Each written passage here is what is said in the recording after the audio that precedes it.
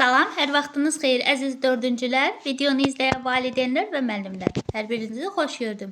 Bugün sizlərə təqdim edəcəyim videoda 4-cü sinif monitorinqlərə hazırlıq məqsədi ilə nəşr olunmuş izə vəsaitindən olacaq. İki mətnlə sizi tanış edəcəm uşaqlar. Daha sonra isə növbəti video izahda isə bunun riyaziyyatı ilə sizi tanış edəcəm. 3-cü monitorinq çalışmasıdır. Gəlin vaxt itirmədən mətnlərimizə başlayaq. Həmişəki kimi istəsəniz videonu dayandırıb özünüz oxuyub sualları birlikdə təhlil edək. İstəsəniz mən oxuyum, siz dinləyin, daha sonra birlikdə təhlil edərik. Gəlin vaxt itirmədən başlayaq. Birinci mətn daha doğrusu 15 sualdan ibarətdir. Başlayaq. Ailə büdcəsi. Hər bir ailənin öz büdcəsi olur. Bəs ailənin büdcəsi necə formalaşır? Ata, ana, nənə, baba və bir uşaqdan ibarət ailə götürək. Bu ailədə ata yazıcıdır. O, əsərlər yazır və nəşriyyatda təqdim edir.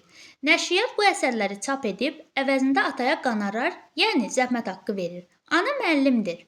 Məktəbdə işləyir və aylıq maaş alır. Baba və nənə işləmirlər. Onlar əmək pensiyası alırlar. Oğlan universitet tələbəsidir. Yaxşı oxuyur və buna görə təqaüd alır. Evə gətirilən bu pullara ailənin gəliri deyirlər. Əgər belə olarsa, borc yarana bilər. Bu ailədə hamının gətirdiyi pul bir yerə toplanıb ailənin büdcəsini yaradır. Xərc ailənin pulu hansı şeylərə xərclədiyini göstərir. Ailə büdcəsində toplanan pul ailənin ehtiyaclarına xərclənir. Ailənin başçısı bu xərclərin gəlirdən çox olmamasına çalışır. Çünki büdcəsindən toplanmış vəsaiti düzgün xərcləyən ailə zəruri ehtiyaclarını tam ödəyir və borca düşmür. Elə ailələr var ki, gəlirləri az olsa da öz tələbatlarını ödəyə bilirlər. Amma elə ailələr də var ki, ailə üzvlərinin hamısı qazanır, amma ailə yaxşı dolana bilmir. Bu niyə belə olur? Çünki birinci ailə xərclərinə qənaət edir, yəni gündəlik ərzağı lazım olandan artıq almır, evdə suyu, qazı, işığı boşu-boşuna sərf etmir. İkinci ailə isə ərzağı lazım olandan çox alır, sonra artıq qalmış ərzaq köhnəlir və xarab olur. Qazın, suyun, işığın işlənməsinə nəzarət etmir. Bütün bunlara böyüklər nəzarət edirlər. Sən də böyüyüb ailə başçısı olanda yəqin ki, gəlirini və xərcini düzgün böləcəksən. Bəs sən ailə büdcənizin artıq xərclərdən qorunması üçün indi nə edə bilərsən? İlk növbədə nəzərə almalısan ki, boş yerə yanan qaz və elektrik cihazları, açıq qalan su kranı ailənin büdcəsinə çox ... İndi suallarda buna bu cümləni bitirməyə kömək edən variantlar olacaq. Otaqdan çıxarkən işığı söndürmürsənsə və dişlərini fırçaladığın müddətdə suyu açıq qoyursansa, yaxud əllərini yuyandan sonra kranı yaxşı bağlamırsansa, ailənizin büdcəsinə ziyan vurmuş olursan. Gündən-günə, aydan aya artan bu ziyan ailə büdcənizin xeyli hissəsini boş yerə xərcləməsi deməkdir. Bundan başqa ailənin bir üzvünün özünə məxsus xərcləri olur. Hər bir ailə üzvü gərək öz xərclərinizi nəzarətdə saxlasın. Məsələn, sənin üçün alınmış məktəb ləvazimatından səliqəli istifadə etməlisən. Çünki səliqəsiz işlədilən hər şey tezliklə yararsız hala düşür. Onu yenisi ilə əvəz etdikdə isə əlavə pul xərcləmək lazım gəlir. Bu da ailə büdcənizə xeyli ziyan vurur. Xərclər gəlirə uyğun bölünərsə, ailədə xərclər gəlirə uyğun bölünərsə, ailə normal yaşayır, hətta ailənin gəliri xərclərindən artıq da ola bilər. Gəlir xərcdən artıq olanda isə pul ehtiyatı yaranır. Buna yığım deyilir. Ailə yığımın hesabına daha yaxşı yaşaya bilir. Bu pulla daha geniş mənzil, avtomobil və başqa qiymətli əşyalar almaq, səyahət etmək olar. Yaxud ehtiyacı olanlara yardım etmək, xeyirxah işlər görmək mümkündür. Uşaqlar, gəlin indi isə suallara baxaq. Birinci sualda bizə deyir ki, ailə büdcəsi ilə bağlı hansı fikir yanlışdır? Yanlış istəyir bizdən. Ailədə hamının gətirdiyi pula ailə büdcəsi, bəli, ailə büdcəsi yaradır. Bir düzdür. Yəni A düzdür. Tələbələr yaxşı oxuduqda təqaüd alırlar. Bu da düzdür. Baba və nənələr əmək pensiyası alır. Bu da düzdür. Evə gətirilən pullara ailənin xərci deyilir, demirlər. Nə deyirdilər uşaqlar? Evə gətirilən pullara gəlir deyirdilər. Ona görə D variantı yanlışdır. Daha sonra mətndə nədən söhbət getmir? Xərclərdən gedir, qənaətlərdən gedir, büdcəyə ziyandan gedir və pul çantasından söhbət getmir. Cavab C variantı olmuş olacaq. Baxaq 4-ə, daha doğrusu 3-ə. Mətnə əsasən hansı sualı cavablandırmaq olmaz? Gözlənilməz xərclər nə deməkdir? Gözlənilməz xərclər haqqında biz danışmadıq. Çünki hər bir ailənin özünə məxsus, özünə görə gözlənilməyən xərcləri olur. Bundan danışılmadı mətndə. Ona görə cavabımız A variantı olacaq. Ailənin büdcəsi necə formalaşır? Hər kəs gəlir, B-dən danışıram. Hər kəs qazandığını gətirir evə və belə büdcə formalaşır. Daha sonra qənaət nədir? Qənaət yəni qazı, suyu, işığı boşuna yandırmırıq. Ərzağı normadan artıq, yəni lazım olmandan artıq almırıq. Xərc nədir? Xərc də evə gələn pulların xərclənməsi deməkdir. Yəni bizə lazım olan məbləği istifadə ediriksə, bu da xərc deməkdir. Hansı sualı cavablandırmaq olmaz? A sualını cavablandırmaq, A variantdakı sualı cavablandırmaq olmaz. Keçirik 4-ə. Hansı biri ailənin büdcəsinə ziyan vurur? Təbii ki də biz bunu bilirik ki, otaqdan çıxarkən söndürmək, işığı söndürmək ziyan vurmur. Açıq qalan suyu krantını bağlamaq, boş yerə yanan qazı söndürmək, amma dişlərini fırçaladıqdan suyu açıq qoymaq, bəli, ziyan vurur. 5-də deyir. Çərçivədəki cümləni davam etdirən cavabı seçin. Ailədə toplanmış vəsait düzgün xərclənərsə, nə yaranar uşaqlar? Təbii ki də ailə ehtiyaclarını tam ödəyər. Cavabımız D variantı olmuş olacaq. 6-da deyir bizə, hansı məlumat mətnin giriş hissəsində verilmir? Giriş hissədə verilməyən uşaqlar, deməli, ailə büdcəsinin formalaşması girişdə, qonorarın alınması girişdə, təqaüdün alınması girişdə, ailənin borc verməsi ümumiyyətlə yoxdur. Ona görə də cavabımız C variantı olmuş olacaq. Hansı sözün mənası səhv göstərilmişdir? Nəşriyyat, kitab, qəzet, jurnal və s. nəşr edən müəssisə düzdür. Xərc işlənən, sərf olunan pul düzdür. Qənaət artıq və lazımsız yerə xərcləmə. Xərcləmə deyil uşaqlar. Qənaət lazımsız yerə, belə deyək də, xərcləməyən pul, qənaət etmək, suyu, işığı, qazı normadan istifadə etməmək. Buna qənaət deyirlər. Burada səhv göstərilib. Cavab C variantı olmuş olacaq.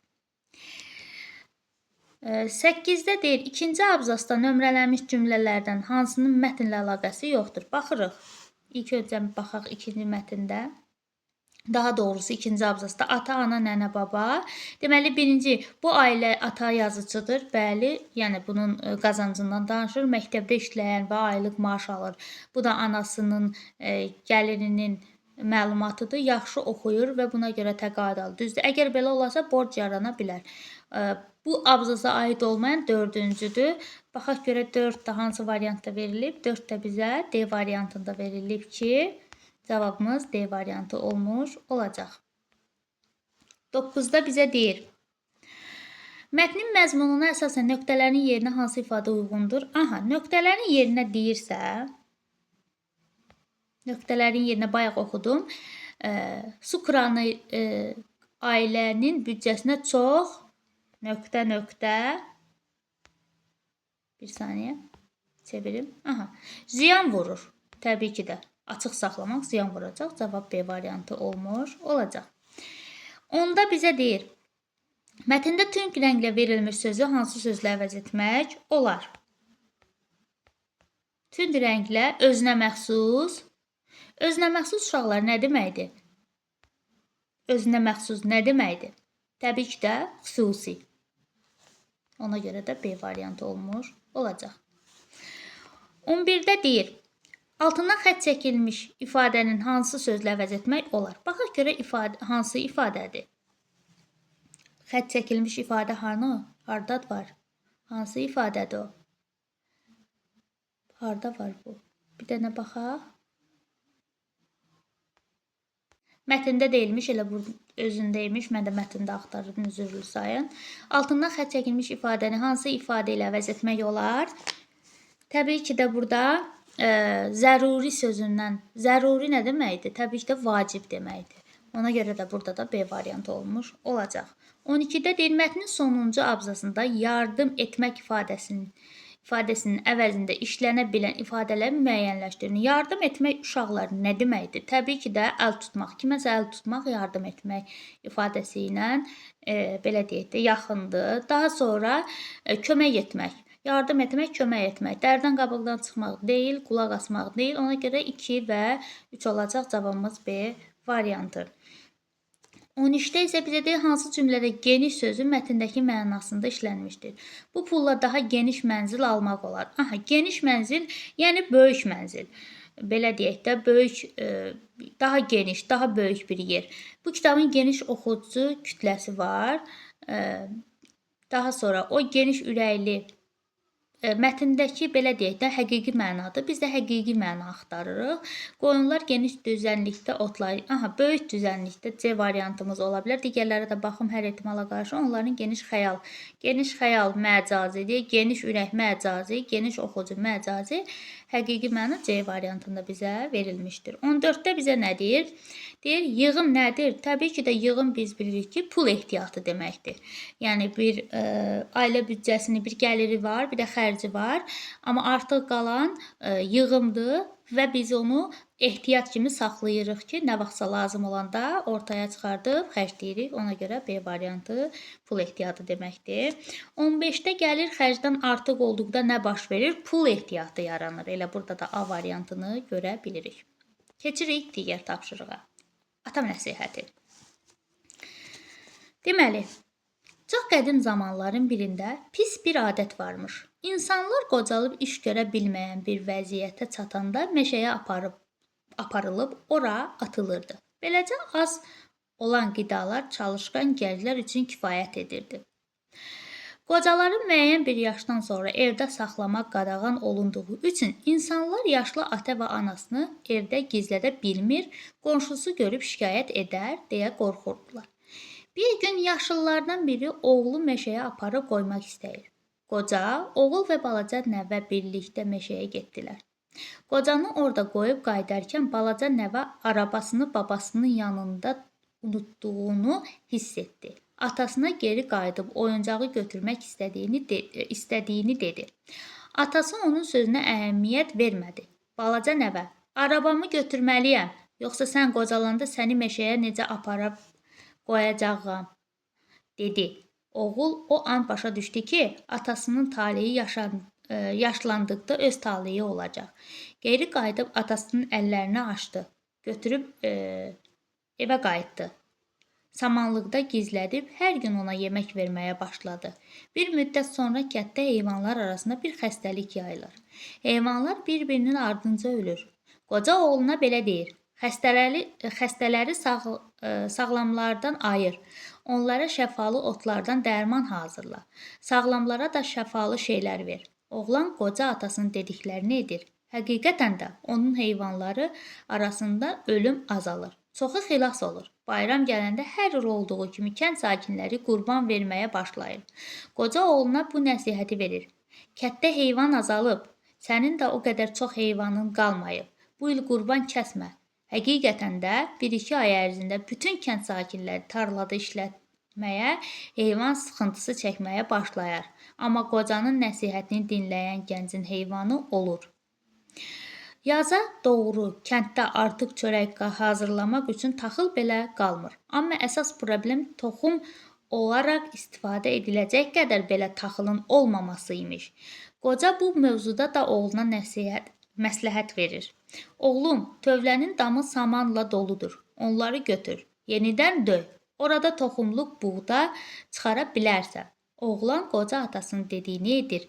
Bütün kənd əhalisi bu gəncin sehrbaz olduğunu düşünür. Evi izləməyə başlayırlar. Nəhayət, həqiqət ortaya çıxır. Qoca atanın hələ də yaşadığı bəlli olur. Kəndlilər gənci krala şikayət edirlər. Kral əvvəlcə gəncin qanunlara əməl etmədiyini görüb özündən çıxır. Amma baş verənləri dinlədikdən sonra yaxşı və yerində verilən nəsihətin çox şeyi dəyişdirə biləcəyini qəbul edib qocalarla bağlı yeni qanun çıxarır. Bundan sonra uşaqlar ata və analarının qocalanına baxacaqlar. Onların könlünü xoş tutacaqlar. Çünki onların həyat təcrübələrində hər zaman öyrənəcək çox şeyləri var. Deməli uşaqlar, indi 16-cı sualdan başlayaq. 16-30-cu suallar bu mətnə aiddir. 16-da deyir, mətndə əsasən fikir nədən ibarətdir? Mətndə əsas fikir nədən ibarətdir? Qanunları pozmaq olmaz. Xeyr, bundan söhbət getmir. Ata nəsihəti faydasız olmaz. Elə cavabımız B variantı olacaq. 17-də deyir, hadisələrin ardıcıllığını müəyyən edin. Yaxşı, ardıcıllıqla düşsək, nəvə oyuncaq arabasını babasının yanında unutdu. Kral qocalarla bağlı qanun dəyişdi. Oğul atasını meşəyə aparıb qoydu. Kənddə heyvanlar arasında xəstəlik yarandı. Uşaqlar, deməli birinci burada olacaq 3-cü. Çünki oğul atasını meşəyə apardı. Daha sonra olacaq nəvə oyuncağı unutdu. 1. Daha sonra olacaq kral qocalarla bağlı bir dəqiqə uşaqlar. Kənddə heyvanlar arasında xəstəlik yarandı. Daha sonra isə kral qocalarla bağlı belə deyək, qanunu dəyişdi. Bu da verilib bizə 3, 1, 4, 2, 3, 1, 4, 2 B variantında bizə verilmişdir. 18-də deyir, oğul atasının taleyini yaşayacağını hansı epizodda başa düşür? Hansı hadisədən sonra başa düşür uşaqlar? Təbii ki də nəvə oyuncaq arabasını babasının yanında unutdu. Ona görə də gedib götürmək istəyəndə, yəni dedi ki, bəs sən də qocalanda mən səni necə aparacağam? Arabamı geri istəyirəm. Orada başa düşdü ki, bəs mən də atamın gününə qalacam. Ona görə də orada başa düşdü. Geri gedib atasını evə apardı. Ona görə cavabımız C variantı olacaq. 19-da bizə deyir, mətnin sonunda nə üçün kral fikrini dəyişdi? Kral uşaqlar nə üçün variantlara baxmadan da biz bilə bilərik ki, qocanın nəsihətlərini gördü ki, qocanın nəsihətləri problemləri həll etdi. Yəni oğlanı dinləyəndən sonra gördü ki, bir çox problemləri qocanın nəsihətləri həll edib. Ona görə də burada hansı? A variantında elə bizə verilib. 20-də deyir, hansı bənddə mətnə görə səbəb-nəticə əlaqəsi düzgün görür. Bir səbəb verilir bizə uşaqlar. Bir də nəticə. Səbəb nə olur? Sonra nəticəsi nə olur? Veriləndə gəl bir-bir baxaq. Gəlin bir-bir baxaq. İnsanlar qocalıb iş görə bilməyən bir vəziyyətə çatanda meşəyə aparılıb orada atılırdılar. Nəticədə nə olurdu? Az olan qidalar çalışqan nəticələr üçün kifayət edirdi. Bu düzgün göstərilib. Bu düzdür. İnsanlar yaşlı ata-anasını evdə gizlədə bilmirdilər. Çünki qonşu görüb şikayət edər deyə qorxurdular. Bu da düzdür. Kənddə heyvanlar arasında bir xəstəlik yayıldı. Heyvanlar bir-birinin ardınca öldülər. Bu da düzdür. Kənddəkilər gənci krala şikayət edirlər. Çünki kral gəncin evini izləməyə başlayır. Xeyr, kral izləməyə başlamadı. Yəni bu səhvdir. Cavabımız D variantı olacaq. 21-də mətndə hansı suala cavab yoxdur? Hansı suala cavab olmadığını soruşur. Ona görə heyvanlar arasında xəstəlik yayılanda qoca nə məsləhət verdi? Faydalı bitkilər və yaxud faydalı yeyəcəklərmi dedi? Belə bir şey dedi, ver. Ondan sonra sağalmağa başladılar. Birə cavab var. Qoca oğluna buğdanı harda əldə edə biləcəyini dedi. Bir damda dedi, elə bir şey dedi ki, qoymuşam, get onu təzədən döy və buğda əldə elə. Buna da cavab var. Qoca atanın yaşadığını ilk kim görür? Buna cavabımız yoxdur. Kral gəncə nə üçün əsəbləşir? Çünki atasını evində saxladığına görə cavabımız olacaq C variantı. 22-də bizə deyir, qoca oğluna nə üçün qurban kəsməyi tapşırır? Nə üçün? Nə üçün idi uşaqlar? Təbii ki də heyvanların sayı nə üçün qurban kəsməməyi tapşırır daha doğrusu. Heyvanların sayı az olduğuna görə bu da bizə baxaq B variantında verilib. 23-də isə deyir ki, mətnə əsasən doğru fikir. Oğlan həqiqətən də sehirbaz idi. Xeyr, elə bir şey mümkün deyil. Kral qanunlara əməl etməyən gənci cəzalandırır. Xeyr, cəzalandırmır, sadəcə qanunu dəyişir. Yeni qanuna əsasən uşaqlar valideynlərinin könlünü xoş tutacaqlar. Bəli, cavabımız C variantı olacaq. 24-də bizə deyir ki, mətndəki hansı hadisə digəri ilə müqayisədə daha əvvəl olub? Oğlan otlardan dərman hazırlayır. Qoca atanın hələ də yaşadığı bəlli olur. Qoca, oğlu və nəvə birlikdə meşəyə gedirlər. Oğlan öz atasını samanlıqda gizlədir. Təbii ki də birinci qocanı meşəyə aparmaqla başlayır mətn. Ona görə cavabımız C variantı olacaq. Mətndə işlənmiş özündən çıxmaq ifadəsini hansı sözlə əvəz etmək olar? Özündən çıxmaq əsəbləşmək deməkdir də. Ona görə də elə B variantında bizə verilib. Frazoloji birləşmədir. Mətndə belə bir obraz yoxdur. Hansı obraz yoxdur? Vəzir yoxdur. Bir saniyə. Vəzir yoxdur. Kral var, oğlan var, qoca da var. Verilmiş cümləni neçənci abzasa əlavə etmək olar? Kənddə toxumu olan tək ailə onlar olur. Bunu hansı abzasa əlavə etmək olar? Baxaq görək, mətnə çevirək.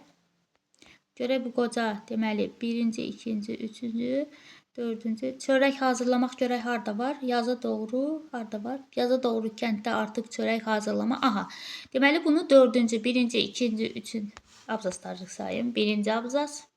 Niyə yazmadı? Üzürlü sayın. Birinci, ikinci, üçüncü, dördüncü abzasda taxıldan, çörəkdən söhbət getdiyinə görə o söhbəti də bu dördüncü abzasa əlavə edə bilərik. Yəni, kənddə toxumu olan tək ailə onlar olur. Dördüncü abzasa əlavə edə bilərik. 28-də isə bizə deyir ki, üzr istəyirəm, bir saniyə. Mən deyəsəm burada səhv elədim. Dördüncü abzasa baxın. Yaza doğru kətarlı çörək, oğlum tövbətdanma saman. Aha, samanlı deyirsə, yenidən göy otlar serbaz oldu. Düşünün, evdə. Oğlum. Aha, toxumluq buğda istəyir. Ona görə üzr istəyirəm. Dördüncü yox, beşinci abzasa onu qoymuş olarıq. Üzr istəyirəm, səhvə yol verdim. Aha, sonra 28-də bizə deyir, yaza doğru kənddə əsas problem nə idi? Əsas problemimiz toxumun olmaması idi. Ona görə də C variantı, yadımda qalmışdı bu. C variantı olmuş olacaq. 29-da isə deyir ki, hansı atalar sözü mətni məzmununa uyğundur? Ata malına göz dişən ac qalar. Böyüksüz evdə xeyir bərəkət olmaz. Necə ki, atasını geri gətirəndən sonra hər şey düzəlməyə başladı. Cavab B variantı olmuş olacaq. 30-da isə deyir, çərçivədəki cümləni davam etdirən cavabı seçin.